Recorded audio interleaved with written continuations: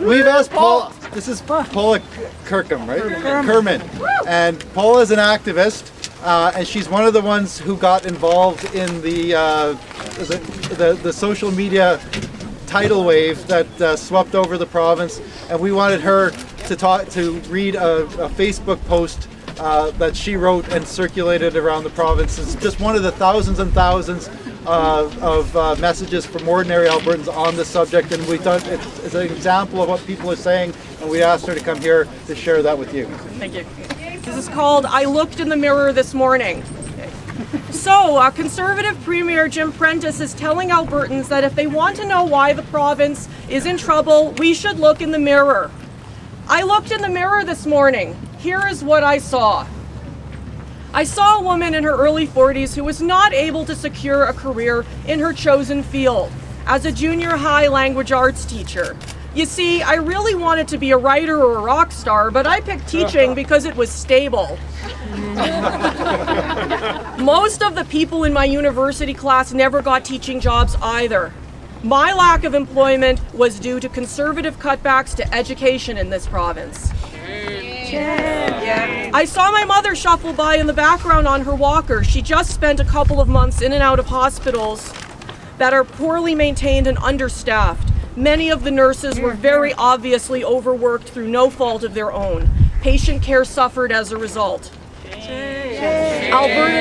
Alberta's healthcare system is in shambles because of Conservative cutbacks to health. I saw my phone go off with a message from my partner. He works in the tar sands. Yeah, one of those people who have supposedly benefited the most from the so-called Alberta Advantage. And yes, he makes decent money when he has work. As soon as construction on a job is complete, he is laid off again with no guarantee of another job. When work is not steady, it makes things like planning for the future, like buying a house and such, difficult. Perhaps this is why there is such a high rate of suicide, depression, and divorce amongst tar sands workers. Shame! The province's finances and oil industry have suffered because of the Conservative government not collecting royalties and because of the flat tax system, which allows the most wealthy not to have to pay more taxes. But hey, look on the bright side. Working self-employed hours, I have plenty of time for activism against the Conservative government. And my parents don't mind me crashing with them. After all, we're mom's primary caregivers.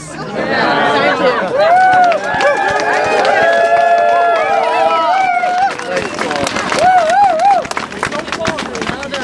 We wanted to share Paula's post with you not only because of its content, because of what it tells you about what we can do when we work collectively.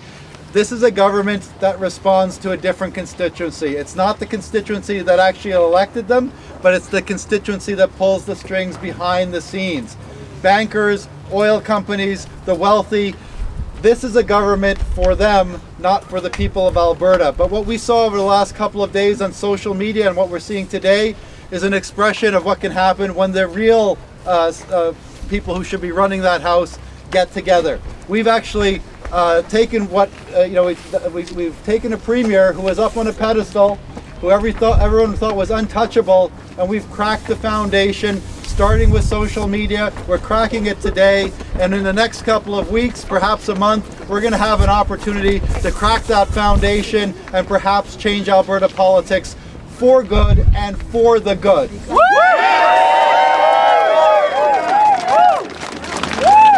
So, on the wall, who's to blame for this shortfall?